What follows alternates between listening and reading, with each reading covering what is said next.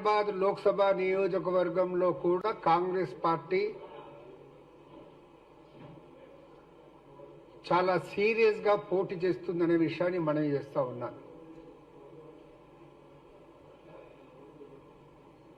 అభ్యర్థి కాంగ్రెస్ పార్టీ అభ్యర్థి ఉంటాడు, సీరియస్ గా పోటీ కూడా జరుగుతుంది.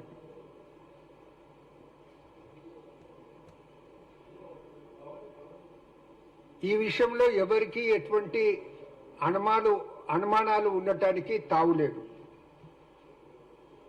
ఈ మధ్యలో కొందరు కాంగ్రెస్ పార్టీ మజ్లిస్తో అవగాహన కుదుర్చుకుందని అపోహలు కల్పిస్తున్నారు. ఆ అపోహలు కల్పించడంలో ఆ అపోహల్లో వాస్తవం లేదన్న మాట నేను స్పష్టంగా పేర్కొంటున్నాను. ఈ పుకాలన్నిటినీ కాంగ్రెస్ పార్టీని బలహీనపరచడానికి బీజేపీ పుట్టిస్తుంది.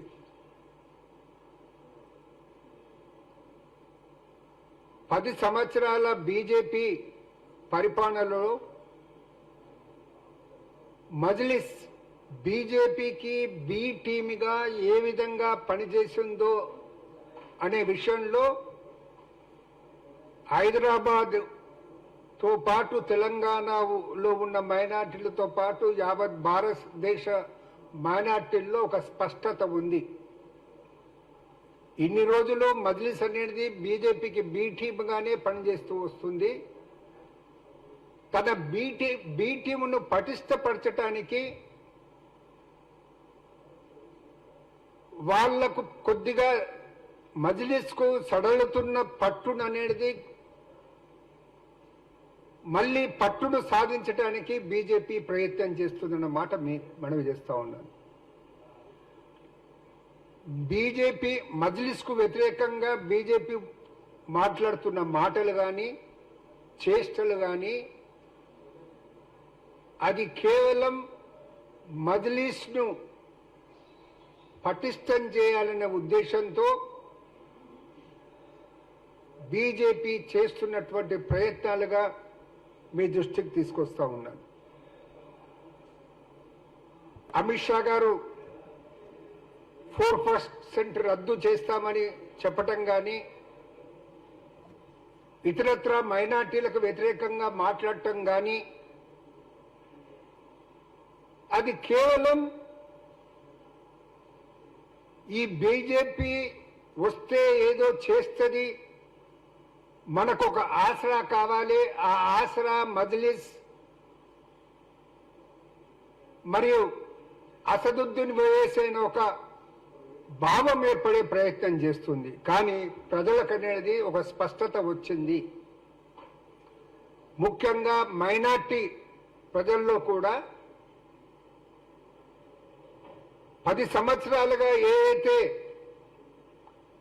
యావత్ భారతదేశంలో జరుగుతున్నటువంటి పరిణామాలు మైనార్టీలకు వ్యతిరేకంగా బీజేపీ పనిచేస్తున్న తీరును గమనంలోకి తీసుకొనేసి ఈ దేశంలో సెక్యులరిజాన్ని రక్షించడానికి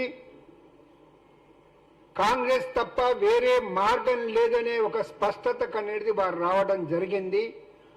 యావత్ భారతదేశంలో కూడా మైనార్టీ సోదరులు కాంగ్రెస్ పట్ల సానుకూలంగా ఉన్నారన్న విషయాన్ని కూడా మీ దృష్టికి తీసుకొస్తా ఉన్నాను.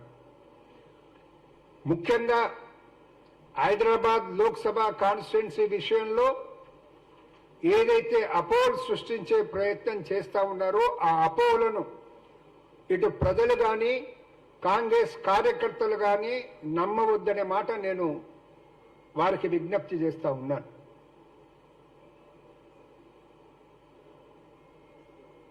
మోడీ గారు BJP candidate, Hyderabad BJP candidate India టీవీలో ఒక ఇంటర్వ్యూ ఇస్తే ఆ ఇంటర్వ్యూను కోట్ చేసుకుంటూ ఎక్స్ వేదికగా ఆయన మాట్లాడటం, అది వివిధ పత్రికల్లో ప్రధానంగా ప్రచురింపజేయటం, ఇది బీజేపీ చేస్తున్న కుట్రలో భాగమే. ఆ కుట్ర ఏంటంటే మజ్లిస్ను బలపరచాలనే కుట్రలో భాగంగానే మోడీ యొక్క ఎక్స్ వేదికగా కామెంట్స్ అనేది అందుకు సంబంధించిన అనే మాట మనం చేస్తా ఉన్నాను. ఎన్నికల కమిషన్కు ప్రత్యేకంగా మేము విజ్ఞప్తి చేస్తున్నాం. ముఖ్యంగా హైదరాబాద్ లోక్సభ కాన్స్టిట్యుయెన్సీలో ఇప్పటి నుంచే పటిష్టమైన బందోబస్తు ఏర్పాటు చేయండి. రిగ్గింగ్ జరగటానికి ఎటువంటి తావు లేకుండా ప్రయత్నాలు చేయండి. బోగస్ ఓటు ఆపటానికి ప్రయత్నాలు చేయండి.